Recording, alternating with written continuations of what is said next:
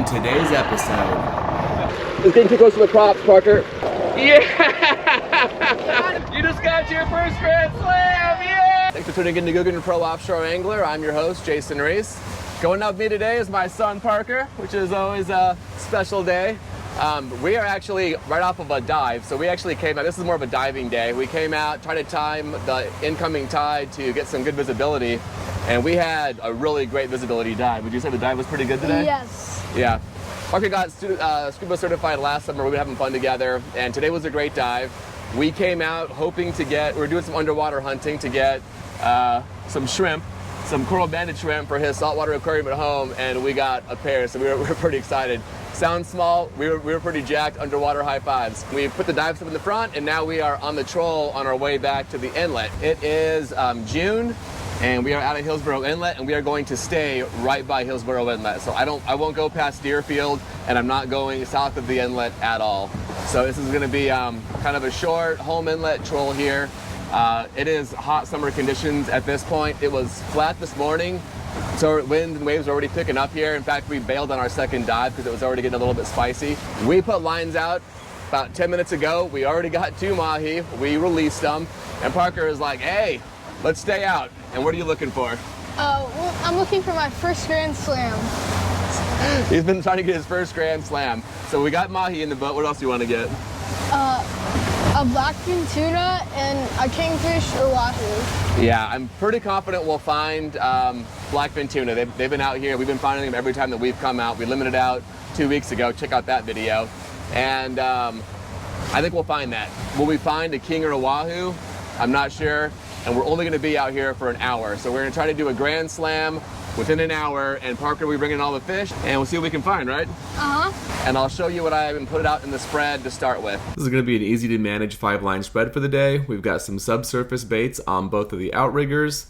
We've got a long number 4 planer with a pink and black zoom witch, flash witch, and pink Nita strip. On the short number 6 planer, we're going to have a pink and white zoom witch, flash witch, and a silver and blue Nita strip. And on the shotgun, we've got a boombird teaser and a green squiddy bait.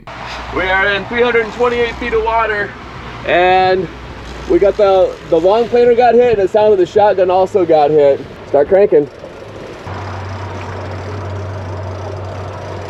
The boombird's back on top, so whatever it is not a huge fish pulling it down. So let's take care of this one first. I see your fish flashing around there. Oh, look at it jumping around. What is it? Did you see that? It is a little mahi. Wow. Keep going. Yeah, it's just a little guy.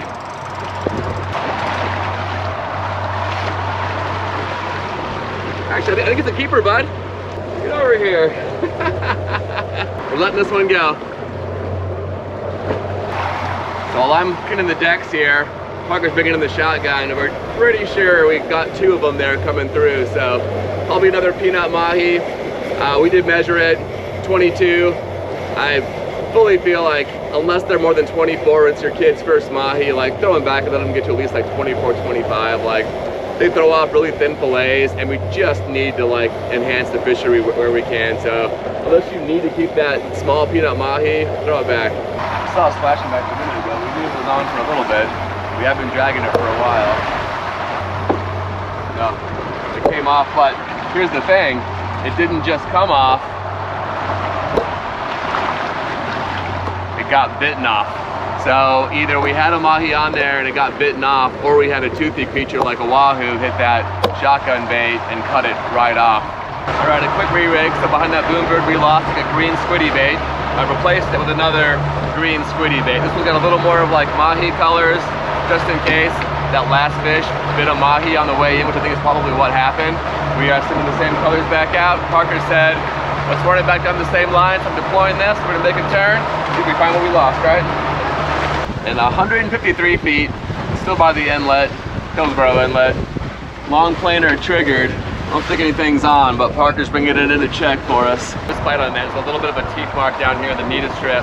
This Nita strip actually was the same one from our last outing that we caught 2 fish on, so these things definitely hold up over time. And this zoom witch, I don't normally use pink and black, but Gulfstream Lures makes a whole bunch of color combinations, but I'm trying a few more branching out, and so far it's been hot. All right, shotgun's on. Parker, you're up. Let's go. I'll get down for you. against you. Is your arm off? You wouldn't reel. Walking it against you. I'm gonna get this turn the right direction. Okay. We'll get you set up in the gunwale here.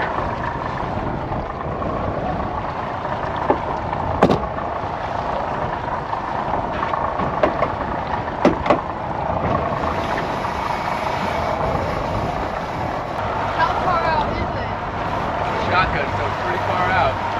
Okay. Hold on, there's only one more here. That moonbird is still down. Other boy. He's hoping anything but mahi. He had hoped to catch a grand slam in a short period of time. Moonbird's coming back up now. I'm hoping it's a blackfin. Little father son team working here. Clearing lines, moving the boat. My boy brings it in. This is the good stuff. Put that back straight down. So keeping me. I mean, you're at a standstill with them now. I think you got a good blackfin on there. All right, I'm gonna turn the boat again a little bit, okay? Okay. Okay, the boat's turning. Try to gain on him.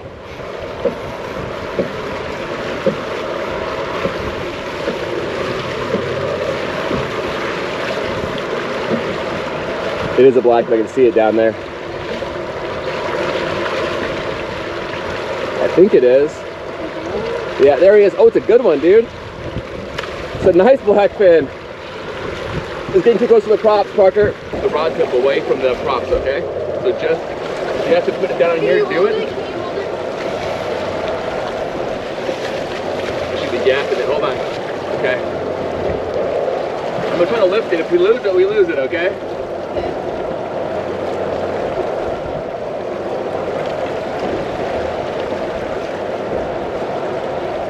Yeah! Dude! Are you serious right now? Alright, in 168 feet of water, we got on one more. It's right there already, I can see it. Oh! What do you got there? Yeah, that's gonna be a gapper. No, it's here! Bring it over here. Oh, okay. It's your king for your grand slam. Parker, you just got your first grand slam! Yes! First grand slam! Yeah, dude! That was his grand slam. This is the bait that's caught all three species. This is a Gulfstream zoomage. This is a 1.5 ounce blue and white on a number 6 planer squid flash witch to give it some body and flash. And this has been, I've been using these blue and silver Nita strips. That was certainly exciting. Before I go into our wrap up here, I'll ask Parker, like, how was that? That was your first grand slam? Yes. Which fish fought the hardest? The seaweed fish. He's calling the seaweed fish. We came through some seaweed and the planer like didn't really trip. It started acting weird, so we wanted to bring it in. We weren't sure if a fish hit it. Like sometimes a big fish won't trigger a planer to pop up, the rod will stay down, and this did that. So I told Parker it's either seaweed all over the planer or there's a nice fish on. I asked him, do you want me to make sure it's not seaweed first? It's gonna be a bear to bring up, and he's like, no, I got it. And he fought it for like 5 minutes, maybe even more, and it wore him out. So I was like, let me just get it up. I think it's just seaweed on the planer, and he was like, no, I got it. So to his credit, he was not gonna have any of his fish like not count for somebody else touching the rod. He was all over it. So outside of the seaweed fish, the planer was seaweed, what else was the hardest fighting fish? The blackfin. The blackfin, yeah, the blackfin. It was longer. Yeah, it had you doubled over longer, and you had to bring it in from the shotgun. So yeah, the blackfin was a long fight, and it was hard fighting. I watched it like go down a couple of times, even like near the boat, kind of pushing him to his limit. But you did great with it. The king was the easiest. The king was the easiest. Yeah, the king came up, and you also using that planer rod, it's like a bigger, beefier rod. Yeah, I think you were right. Anything else you want to add for today? Mahi was not that hard to get. Yeah, it was a pretty small one, but it was legal. It counts. Not keeping it though. I think coming out, like diving on the incoming tide and fishing on the outgoing tide, it's kind of a fun way to spend a day here in South Florida. And for me as a dad, being able to do both of those activities with my son, and we kind of have these like adventures where we're both having to do things. We just get in the boat onto a mooring buoy. His BC with his air tank floated away. We had to like quickly scramble and go get it. Just figuring things out together. Like that's a lot of fun for me. And I'm sure like any dad, but I'll just say like I'm so proud of him. He crushed it out here today. He's getting bigger and more capable now. He's going to be able to fight bigger fish outside of the gunnel pretty soon, and he's just able to do more. He's driving the boat more too, so pretty soon he'll be driving the boat while I bring in the fish sometimes. Sometimes, maybe? Sometimes. Check out the bite breakdown for today. It's a short one. 7 bites in an hour. 0 bites on both of our outrigger baits. We got 2 bites on both of our planer baits. And we got 3 bites on the green squiddy bait. While you're waiting for the next video to come out, check out this playlist of all the great fish that we caught last year. Thanks for watching, guys. Tight lines. Adios. Adios.